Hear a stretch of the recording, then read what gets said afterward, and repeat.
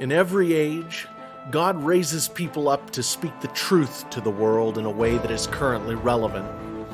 Though our opinions should not be held with the same esteem as the biblical canon, we still carry the hope of Christ to the world.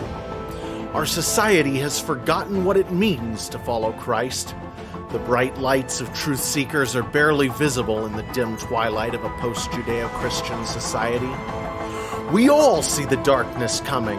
All we can hope is to share the light that He has entrusted to us. This is Modern Apocrypha.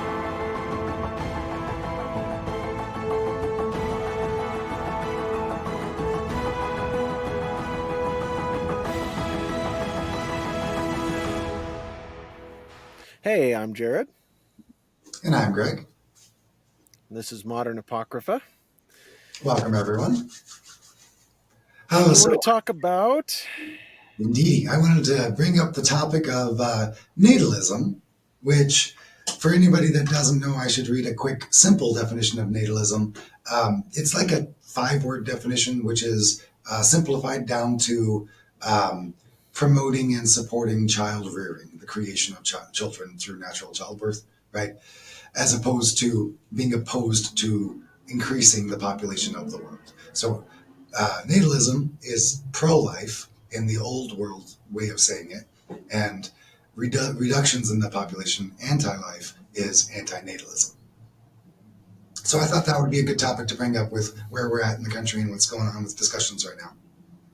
Well, and to frame this as a general thing, the dark side of the dialectic, which is the World Economic Forum and the left in general, the woke crowd especially, tend to be very anti-natalist. They are very much against increasing the population. They seem to have this idea that human beings are bad for the planet and that we should all kind of be gone. Where we know God told us to be fruitful and multiply and fill the earth, and we're not there. We could support 10 times the population we have now with the current tech and the way the earth is now without a problem. Certainly. I've never been one to think that we were running out of space or running out of food or many of the issues that we hear about. We've got some trouble in the world. We know that Sri Lanka, Bangladesh, places around the world are not taking care of themselves in a very good way. But I don't know that less people on the planet would change how they're treating each other. Right? There's a disconnect in cause effect for these people. Well, I'm probably jumping ahead here. I don't know exactly where you're going, but maybe I should save this bit. I will. So how about you lead out into whatever it was you were thinking, and we'll get into some of the thoughts on it later. Oh, sure. So on our side, we're obviously pronatalists. We advertise pronatalist companies. We are for pro-life and good lives for the humans of the planet. That's our position. And so we are pronatalists. Well, and I don't have 7 kids for nothing, right? Well, and I don't know that you can get away from even having one and not realizing the amazing benefit of the extra responsibility, the cross that you bear. I don't know exactly how you would want to think about it, but it's not an unpleasant cross. It is a life edifying cross, right? It is a weight that you bear that gives you meaning in a way that is impossible to understand without having gone through it. I wanted to bring up the anti-natalist so that nobody thinks, oh, there's some crazy conspiracy that there's nobody out there that actually thinks this opposite way. So I did bring up anti-natalist as a word origin. Where did it come from? And it appears through easy to find information these days that Théophile de Giraud, and I'll include this particular document in the show notes for this episode, wrote what was in French The Art of Guillotining Procreators, an Anti-Natalist Manifesto. This was recreated in 2006. Let's just repeat that title. The Art of Guillotining. Indeed, let me scroll. Procreators, an Anti-Natalist Manifesto. Indeed. Yes, the art of guillotining procreators, and that is a very specific language because it's an art. You're going to need to get this just right for people not to be disgusted by it.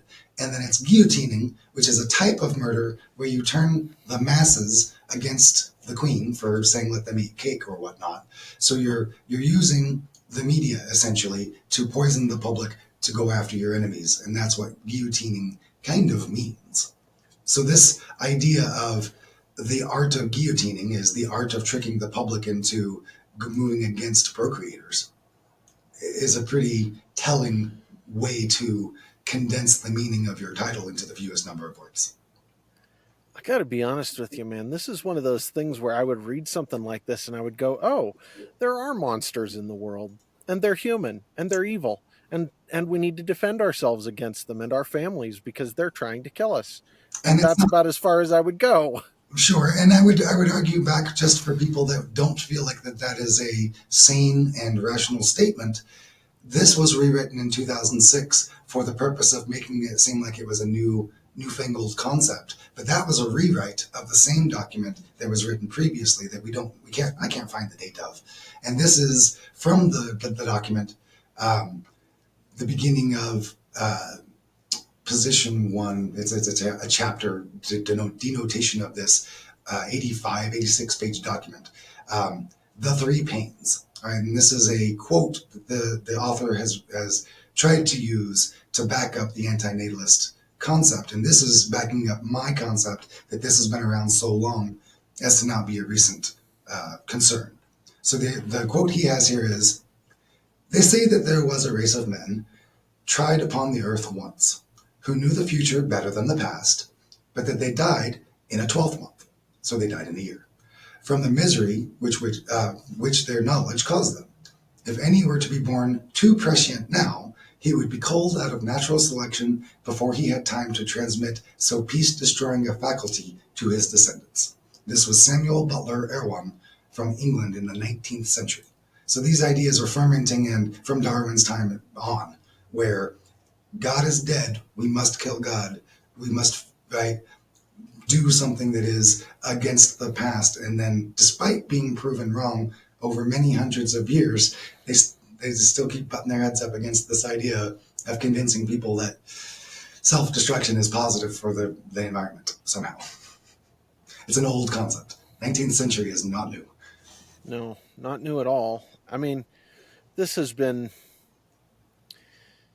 I don't know, we don't see specifically anti-natalist language in like the Bible or that far back that I know of as far as the enemies of good back then I would, in the hmm?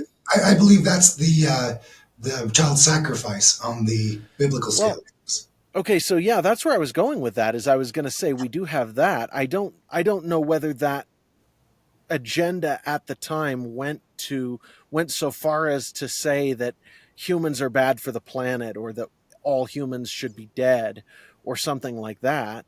I'm not sure, but I know that killing babies for personal power has always been a thing to please the gods, to make the gods like me. I go sacrifice my child has been a thing as far back as written history.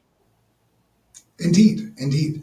And to carry through what you might not notice if you weren't paying attention for anybody that's new to a conservative bubble of information, you have that from Bill Maher, you have that from most news industries, you have that from the modeling agencies, you have that from Barbie, the movie, right? These sort of things are in your world, even if you hadn't noticed, very strong. They're out there. Well, it's an influence from the left that it goes back a long way, but they've and actually let's step on something here real quick.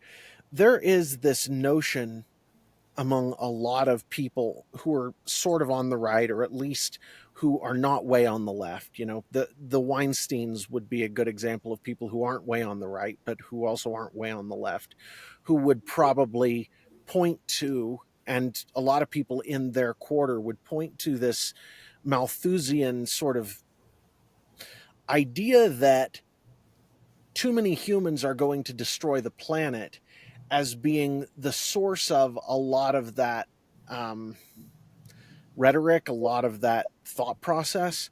And I actually want to step on that a little bit because really that was a justification, not the origination of an agenda. And so, what I mean by that is that the left has had this notion of destroying people, and it's because this is the enemy's purpose on earth, is to destroy people. But it's this has been a part of their agenda for a very long time. Like we were talking about the human sacrifice thing, though that I think that's a little different. But the idea here is just that this is not the Malthusian population problem has And for anyone been. who isn't familiar with the word, what do you mean when you say Malthusian? Oh gosh, I'd actually have to look this up, but there's an agenda that has been present in academic circles for probably 150 200 years now, that is I I'm actually going to have to look this up. So um the name I want to say is, let me see if I'm right about this. I think it is Paul Ehrlich. Yeah. Okay, so Paul Ehrlich, who was born in 1932, sort of did a lot of work in the direction of saying that we are overpopulating the planet. And this is an academic notion that was sort of built on the agenda of Malthusianism. And Malthusianism is a theory that dates clear back to the late 1700s, where Thomas Malthus laid out his particular view of things. It's the theory that population growth is potentially exponential, and that you're going to run out of food. And so you increase in population until your living standards decline, at which time it triggers a sort of a population decline, and then population grows again, and so you keep running up against the top end of this imaginary growth curve. This is all imaginary. Wasn't it Paul based Ehrlich. on bacteria in a petri dish or non-humans? Oh, this is a very common thing for. Sorry, I'm going to have to back up a little bit. So where it comes from is the fact that any food eating creature that we observe on Earth, whether it's rabbits or deer or bacteria in a petri dish or anything else, will increase to the limit of its living capability, to basically until it exhausts all the resources available to it, and then it will you'll have this huge die off because it's exhausted all the resources available to it. And so when you put God out of the equation, you start to assume that this is true of humans as well. And as if you have a Christian view of things, and there's certain um, more secular people that are starting to wake up to it, like Elon Musk, who actually sort of realize that no, actually humans, we when we have more and more people, we create more and more people to come up with new ways to create food, to come up with new ways to sustain the population. That it seems like the more people we have, the more people we can support, because we have this drive to improve everything around us and to improve our ability to survive in difficult circumstances. And I actually think that that's 100% correct, but I'd go a step further. I would say that God knew that, and that the fact that other organisms in the world will have these die-offs if they're left alone to consume the resources is one of the reasons that God set us in charge of the ecosystems of the world, to take dominion over it and to sort of bring it to a place where we are stewarding it instead of just letting it destroy itself over time. One of the things a lot of people don't realize is that the Indians spent a lot of time burning forests. The American Indians spent a lot of time burning forests.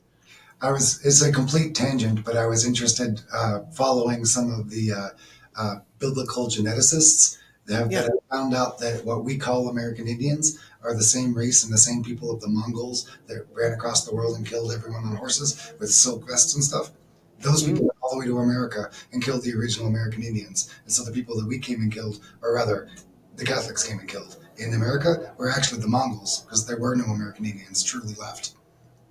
Well, we didn't actually do a whole lot of Anyway, actual killing. There was not, and this is actually an interesting sort of, it's a side note, it's a rabbit trail, but we didn't actually kill off a whole lot of Native Americans. There were a number of massacres. There were a number of really bad situations, and I'm not downplaying that. But really what happened was we brought diseases over here that killed a huge percentage of the population, and we ended up sort of poorly treating a lot of the ones who were left, as is sort of the case with human history in a lot of ways. It's not a new thing, but this perception that we had a genocide of American Indians when the white settlers came over really isn't the case. It was way more complicated than that. indeed. Not to say there wasn't plenty of bad stuff, but That anyway, one go ahead. tangent, I do have something back on the natalist argument of Yes, please. Methuselah's, yeah, the M word, of the way that they were looking at humans as a petri dish bacteria would not even play out with old science now, but older or newer science than his time when we did what was called the mouse utopia experiment, and that is Yes. not that proves that mammals and intelligent beings or higher level thinking beings don't act like bacteria, and it also kind of makes a point that trapping a group in a cage, i.e. a city, is really bad for the psychology of that group. Those things were also proved in the mouse utopia because of the way that mice act when trapped in a space, and then you do get the population crunch because they can't expand, but we're not in a cage. I mean, they want to try to put us in a cage, but right, as long as we're not in a cage, then we're not a mouse utopia because we're not in a confined space. But they keep, again, calling back that experiment, ignoring that experiment when they talk about the petri dish, and then moving forward to somehow we're going to act like mice because we're trapped in a cage when we're not trapped in a cage. This whole thing, it's one of those things that you run into when people assume that they know better than God, that God isn't real and that they know better than God. And when you do that, you wind up in these really bad situations. So yeah, you can look at that mouse utopia experiment, which was definitely fascinating, and you wind up coming to the conclusion that if you put a group or a culture of creatures into a, as you say, a confined space, into a trap, then what you end up with is a disintegrating social dynamic where you end up with a percentage of the population become essentially these, call them homosexual, parallel mice in this experiment, where they became the pretty males that would not mate. You have the females not really mating the way they should, eating their young, things like that, just crazy stuff. And then trying to apply that to humans, as you say, it ignores the fact that humans have the capacity to almost infinitely expand our living capacity in a given area, given the given time and resources. We do it. It's like when you look at what the world could support with decent farming techniques, and I'm not talking about this fertilizer thing that we've been doing for a while where we dig up nitrogen and ship it around and use it to replenish soils we're damaging. I'm talking about the sheer yield that you can get out of a piece of ground using really good regenerative farming techniques. The yield per acre for something like that is truly tremendous. And if it were brought into the mainstream, the way the laws of industrialization work, we would get better and better and better at doing it, to the point where we could do much more than we're already doing there, faster and with less effort, to the point where you could raise twice as much food on the land that we're using as we do now on our most productive ground, because that's just how humans work. We just make things better. That's one of the things God designed us to do. So you talked about Bangladesh and some of these other countries that are pretty messed up. They're having Um, a hard time right now for sure. well, and what I would say is that in every case where we have a resource shortage, it tends to be a social problem rather than a resource problem. It's a thing of some humans get in control of other humans and damage them rather than, oh, we don't have enough resources.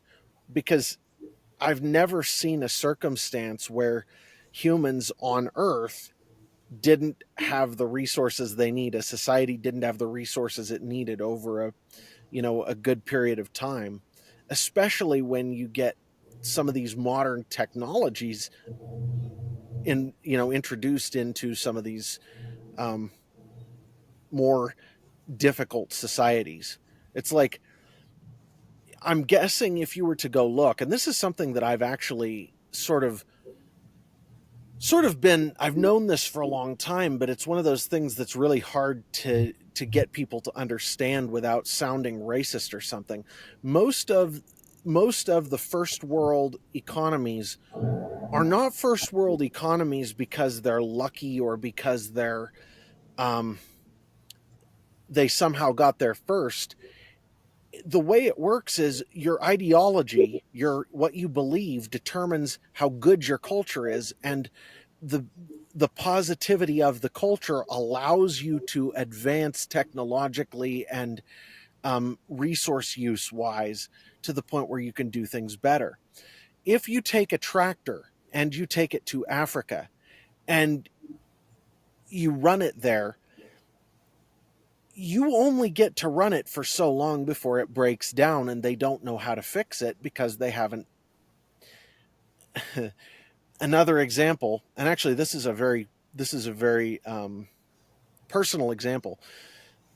Back when I was working at the last job I had, there was a customer that was in Honduras, and we were providing them equipment.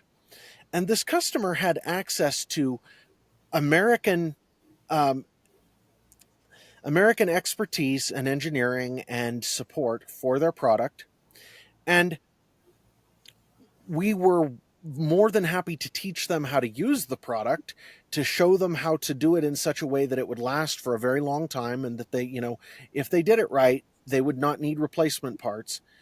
But what happened was they abused things so hard that we would have to send them twice as to three times as many replacement parts as any other customer we had, not because we had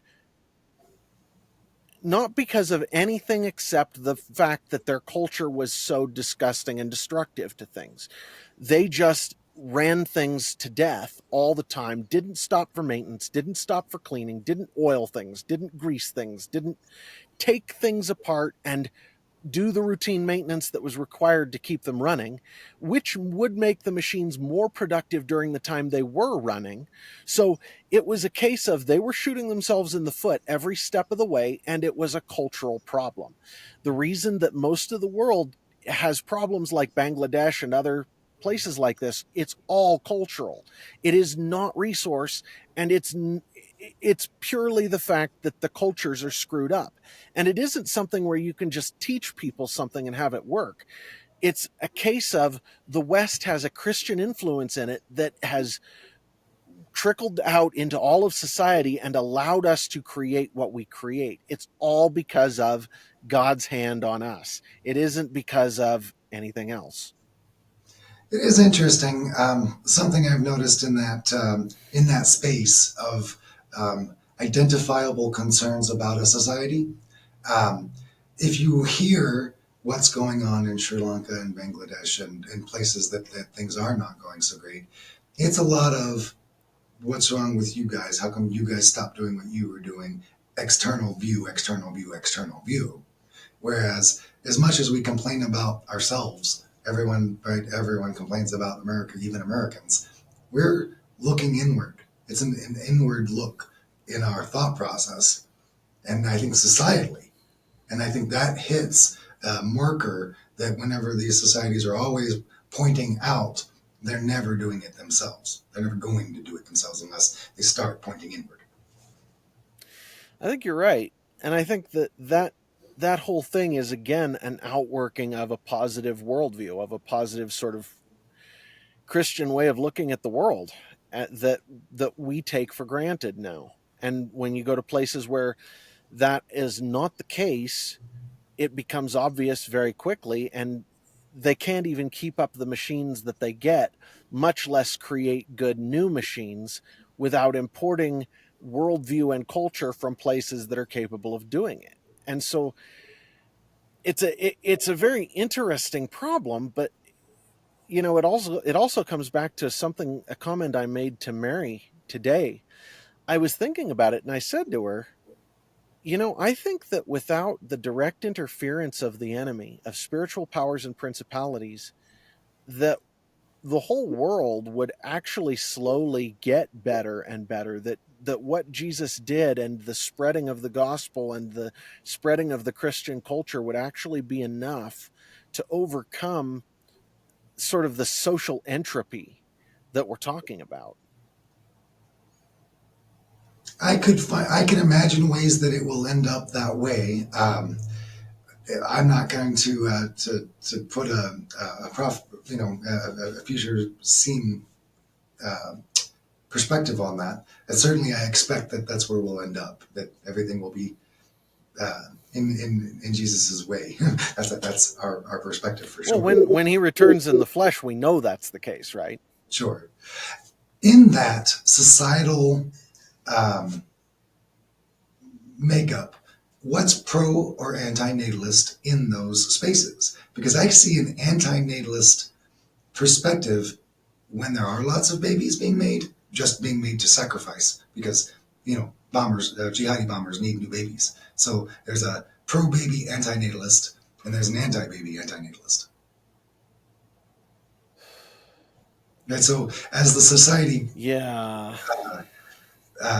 as the societies are defined in that way, for a pro-natalist to be a pro-natalist, it's not enough to make another human sacrifice. You need to make a freestanding, successful, um, propagating, right, making more than it takes in human. Right? You need to make a good human.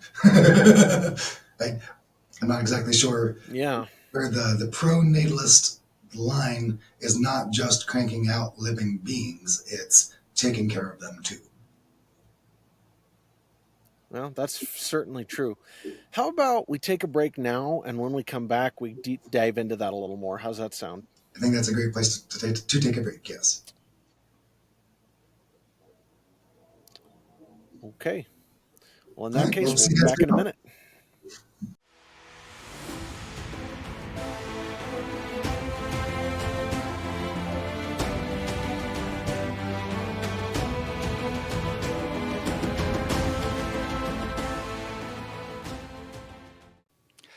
Hello, Modern Apocrypha listeners.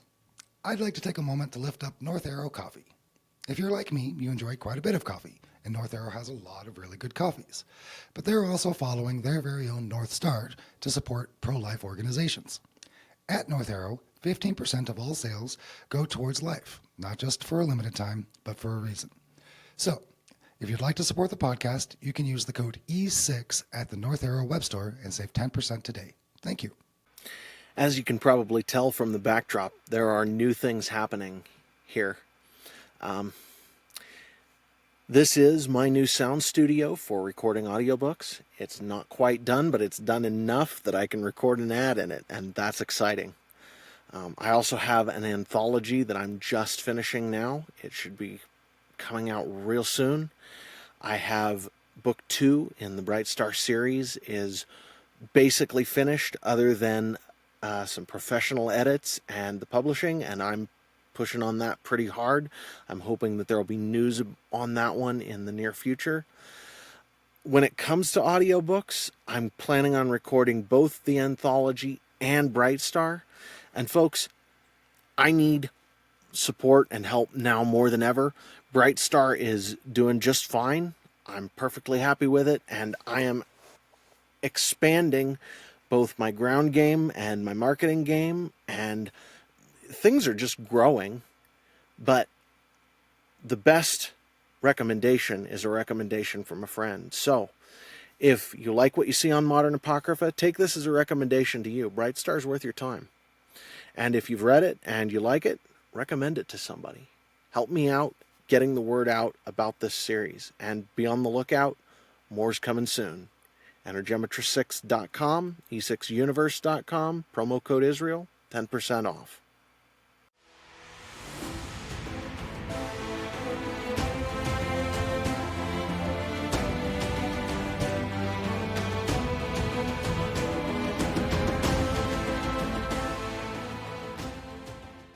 And we're back. Welcome back, everyone.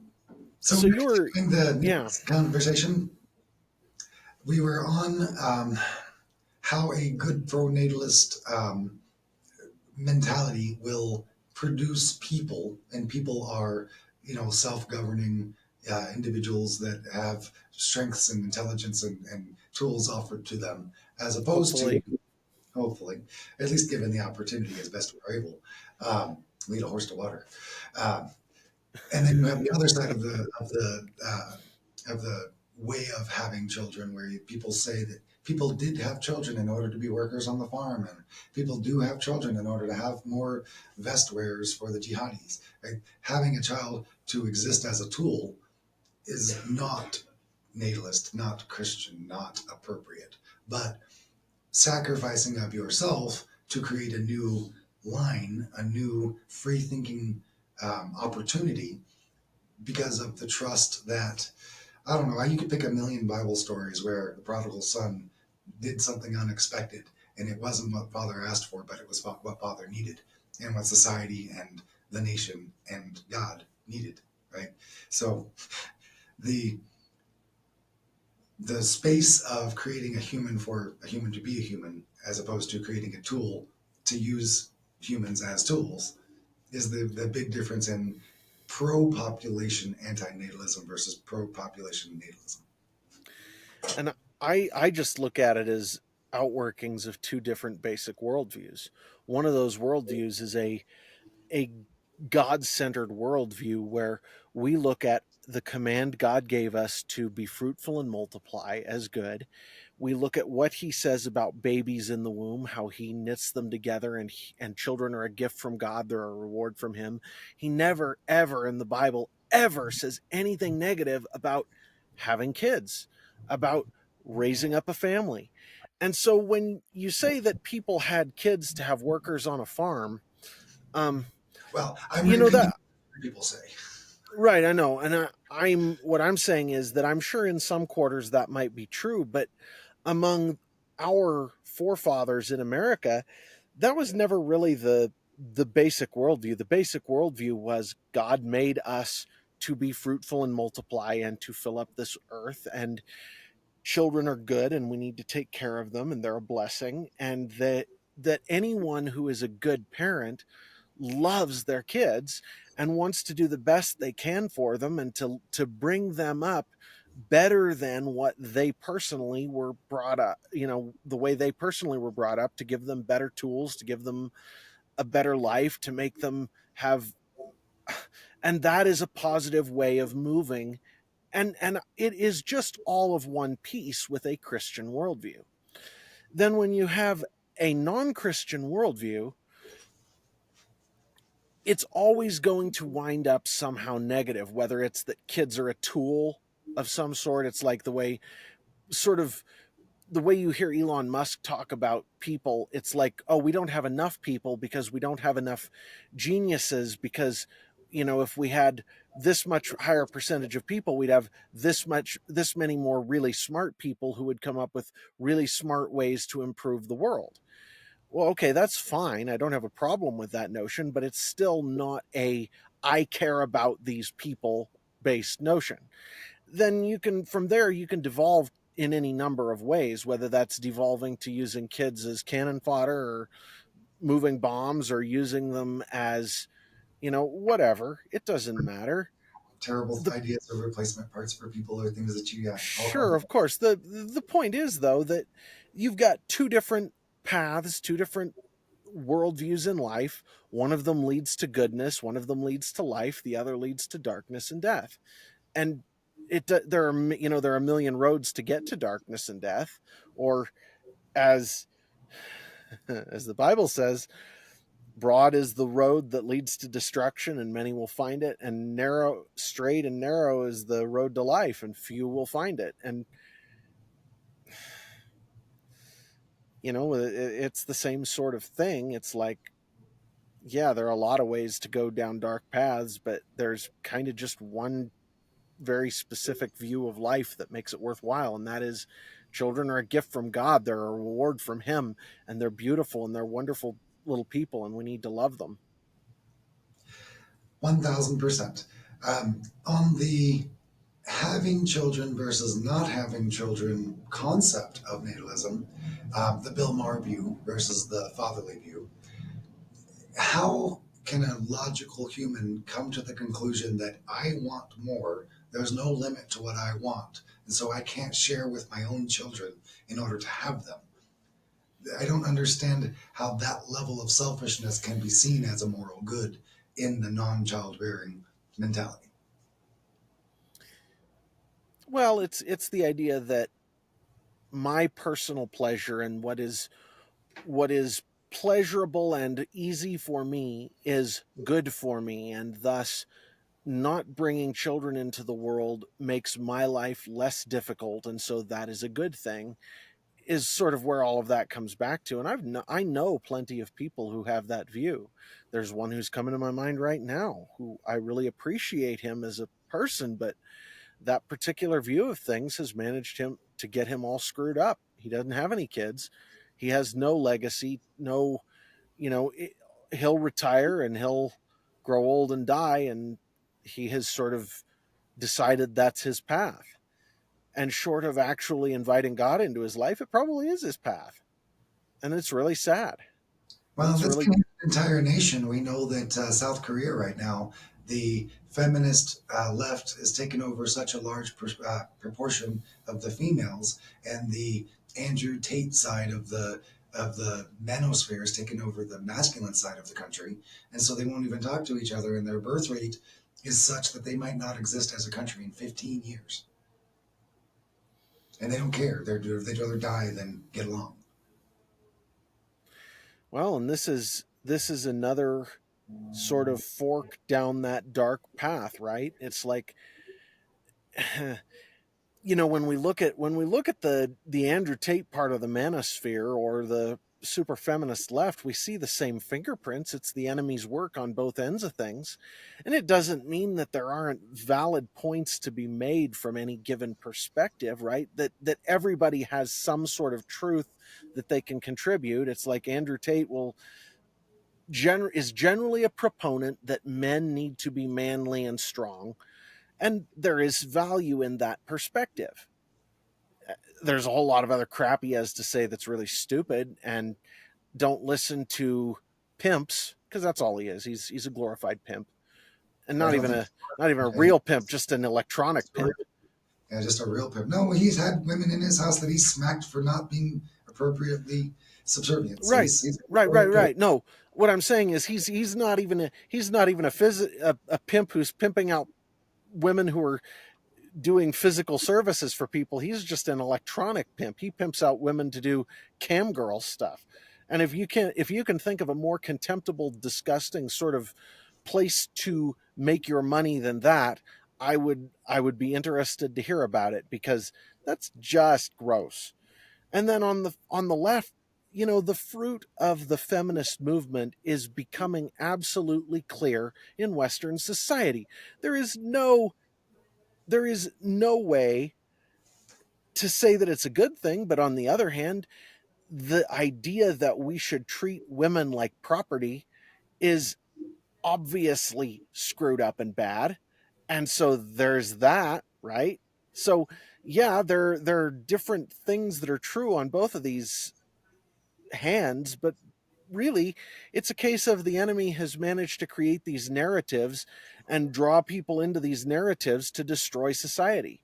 And so if you draw the women into a feminist narrative and the men into a sort of a far manosphere narrative, you wind up with exactly what you talked about in South Korea. And it's sad, it's tragic. tragic. I believe, yeah, just painful as a Christian to bear witness to seeing an outcome that is just unnecessary. Unnecessary and obviously intentional in some quarter. And it's evil. And it's where we see spiritual evil a lot of times is by its fruit. And the fruit there is pretty special. Let's take a moment and talk about the fruit. What are some of the other anti-natalist things that you might fight against other than um, pure abortion or abstinence till death, etc.? Things that would. What else do you see out there that are obvious things that are anti-natalist? Well, I don't put a lot of thought into that sort of thing. Instead, I think about the way we should live, what we should do, because that's hard enough, right? So for me, in my life, I can tell you what my experience has been. I grew up, I did not expect to have kids. I did not expect not to have kids. I mean, when you and I first met, I hadn't really arrived at a conclusion. I was just a young guy who was getting started in the world, and I didn't have a goal exactly, but I had convictions about the way I was going to live. And one of those is God makes babies in the womb. And if you destroy an embryo after the egg is fertilized, if you destroy that in a woman's body, you are destroying a life that God has created. And that is wrong. And that is what has led me to have 7 kids, to be perfectly honest with you, because I love my wife. And I do not feel comfortable not I don't feel comfortable manipulating my life to avoid having children. I don't feel comfortable doing that. I think that's against what God has told us to do. And so what I do instead is I trust God to, to do what he's going to do and to provide for me and my family and to take care of us, and I end up having 7 kids. 6 with one on the way still. We don't actually have 7 yet, but you know, Right? anytime we can actually have the baby now anytime. So yeah, and that's it has been a blessing at every step of the way. But there are lots of things that I fight against in that path. One of those is the fact that I like having time with my wife, and having an itty bitty baby around all the time is not easy because you don't really get time together. You always have this other little person who's getting in the way, and it's not that's not a comfortable thing. And then there's the whole, oh, we barely have enough food to feed ourselves. We can't feed kids. Well, gee, you think I don't know that? I got lots of mouths to feed, and some of them are growing up to be teenagers now, and that's not an easy thing. And so, Pounds of food. Pounds of food. right, right, absolutely. And it's just getting more so, and that's okay because I trust God. If I didn't trust God, there's no way I could do this. And so, again, it's I have enough difficulty just learning to trust God and choosing to trust God in the choices that I've made and moving forward in directions that are good directions, that's all I really have focus for. I don't really have time for the people who, like, I have a cousin who, actually, the same cousin who did the book cover for Bright Star. The girl who did that was working before she did that book cover. She was working at a place where she was daily exposed to this person who was expounding against breeders, against people who have kids, against, we have this population problem. We shouldn't be having kids. Oh, can you imagine? Just this constant nastiness. And I don't need to go looking for nastiness. Sure, and it does kind of present itself as nastiness in the hindsight. Um, the points that I had in mind whenever I thought about it, and let me know if this doesn't quite line up in your mind or not. The Yeah. obvious one right now is the transgender sterilization. You call it one thing, but you're really sterilizing. That's anti-natalist because you're allowing people to sterilize them, right? Um, I would put the Rolling Stone lying article about football players mistreating a woman in college. That was a lie. The whole story was a lie, right? And that was set up to discourage people from getting along and getting into couplings. Right? This is everything you can do to stop people from reading through lies. I mean, sure, I don't have any argument with any of that, or the abortion thing, or, there are a million ways we we thwart the good that God would put into our lives in some way. And another one, actually, you know what I think the most antinatalist thing in modern history has been is this this sex without boundaries thing. Because when you look at the fruits of that, it doesn't actually provide good, healthy, stable families. It provides these broken, destroyed messes where you wind up with people with totally fatherless homes, and cultures where people are killing each other in gangs, and it is really, really bad.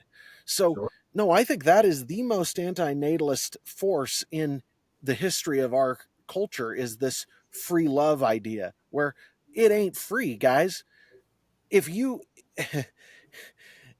No, it's built to be done in the confines of a stable relationship. That's how it's supposed to be, and outside of that, it's destructive. Sure. Absolutely. Um, One other example that I've seen out there from credit where credit was due is Wendy Heather Hang. Heather Hain. Thank you. Heather Hain had brought up a specific topic that I would credit her for. That Yeah. they have children, right? They've existed in America. They've got children, and on the one side, they're not allowed to sit outside of a bar on the street and have a mimosa or something with their children existent. Right? The children aren't allowed to be and allow parents to be normal people. But you are supposed to take your kids to a gay pride parade and watch a guy in a bondage outfit walk half naked down the road. And you're supposed to take your kids to the gay parade, but you're not allowed to have your kids see you celebrate. Right? That's another place where it just happens. You know, yeah. It's one of those things where the rules around the use of alcohol come from before the time when we had this sort of libertine culture. And the libertine culture is, I'm pretty sure the enemy would love to have people drinking around their kids. I think I think that this super rules based mentality where, oh, I can't be a responsible adult and go to a bar and have my son sit next to me and have a drink, is stupid.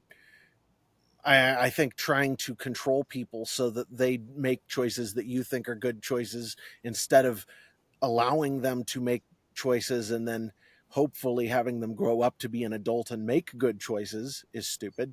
But just in general, the reason we have that dichotomy right now is that the rules from that time are all from before, where now it's this woke sort of Ishtar inspired segment of society that's trying to push this on us. And we are running out of time for this episode, and I wanted to take a chance to brag about my kids. But Yeah, sure. to give anybody that doesn't have children, hasn't taken that step yet, isn't sure if it's right for them, um, we're both fathers. We're both pro natalist. We're both for finding one woman, settling down, and building a family. Why are you? What good have you experienced? Why are babies so important? Well, it's two things, right? Number one, I guess you have to start from the perspective that this is what we were instructed to do by the creator of the universe, and that he had good for us in that. And the good is, number one, these are beautiful human beings, and you get to see them at their most beautiful stage. I have an itty bitty little guy right now who runs around just jabbering like crazy. He's an absolute parrot. I told my one of my other kids today that when this baby was born, all the cuteness in the world just sort of condensed down into him, and there isn't any left anymore because he sort of got it all, at least for a while. And that's sort of the way it is. It is absolutely precious. I Until I had kids, I didn't like kids. Until I had kids, I didn't like kids. Now that I have kids, I like kids. That's me as a guy with a very sort of, big picture focused mind, telling you one of the benefits of having kids was that I now like kids, especially because I like my kids. And the other thing that I would say that is the biggest one for me is it has changed my view of the world just sort of by default. I don't even know how to explain it exactly, but having kids gives you a perspective and gives you an internal drive as a man that is not there without them. If I didn't have kids to provide for and kids who were going out into the world to try to work to make the world a better place for them, I would be a much more selfish person. I would probably still be playing video games somewhere instead of trying to write, good fiction to support my kids' generation, trying to put out this podcast to talk about things that matter. I would not be doing these positive things because these things we're doing, they're difficult. They're hard, man. It's like at every single step. I had one of those things happen today. My This little cute little guy knocked over a couple of doors I'm working on and broke one of them. And this door, I've like got like $250 in the door, and 2 weeks of work and all kinds of it sucks. It really sucks. I'm not sure I can fix it. I'm going to try. But the fact is, at every step, this is hard. At every step, this is challenging and difficult, and it's a grind, and it's important, and it's beautiful, and it's good. And that is the biggest thing that kids do for guys, is they push you to do big, beautiful, important, good building things. If you look at who the most productive men in society are, it's the men who have kids. And it's because they build to support their children.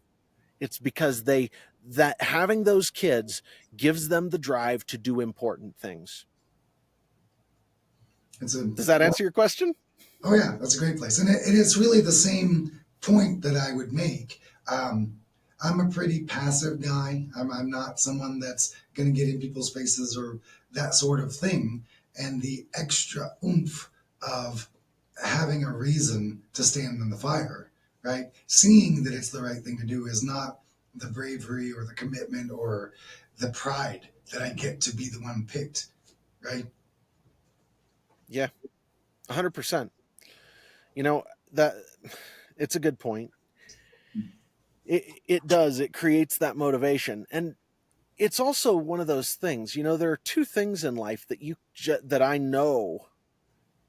Well, actually, three things in life that are totally unexplainable. Number one, meeting the master of the universe, meeting the creator, and having a real active relationship with the creator is not something that is explainable to someone who has not done it. You could explain little pieces of it here and there, but you're always going to end up with a blind man and the elephant sort of a thing. It just you can't tell people what it's like. You have to try it, and you should. If you haven't, like, talk to him, ask him if he's there, tell him to prove himself to you. He'll do it, no question. Okay. Second thing, getting married. There is nothing in the world that prepares you for being married. There is nothing in the world that is like being married. It is not something you can explain to people. It just is what it is. And it's it's an incredible experience. Okay. Then having kids. Even if you've done the other two, there's still nothing that can teach you what having kids is like. There's just One nothing. more. There's one more out there that you'll hit in a while, and that is when you're finally alone and your parents die. Gotcha. It'll be there. My father's had some strokes. He's not there. So, Yeah. And again, the things that you can't understand until you get there are things that you can't understand until you get there. I'm not claiming I've seen it all. These are the three that I have experienced. sure. So that's about our time for this episode. Anything you'd like to throw out there for people that are still on the fence about whether babies are good for them or not? Yeah, absolutely. I would say that the first thing any of us has to do is to get right with God. And everything else is going to flow out of that. And if you haven't done that, then you're not ready to have kids. And you're not ready to do anything until you've done that, because you need to do that. But having kids is still a good thing. It's still a blessing that he gave to everybody, even those who choose not to know him. So And it's even has a path to meet him sometimes. absolutely, man. Especially when that responsibility of having kids hits you and you go, okay, something got to change here because Right? this is important now. This is actually important. Yep. Yeah. You feel the ball in your stomach and the nauseousness hits you when you haven't done something that you knew that you could have done for your child. Or needed to do and didn't or whatever. And even then, even when you have done everything and something goes wrong and you go, what is it that I could have done because this beautiful person is reliant on me? There's nothing like that. And there's no other way to bring people into the world in a good way other than that, because kids need dads, kids need moms, kids need that's how they grow up healthy. Without it they don't.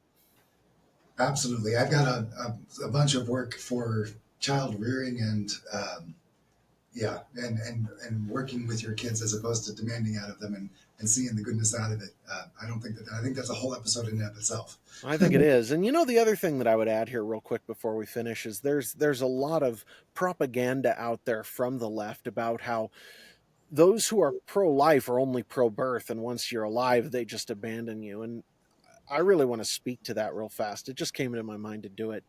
You know, there is no group of people in the world who do more, whether it's giving or work or effort or campaigning, whatever it is, to support kids than the pro-life right does in America.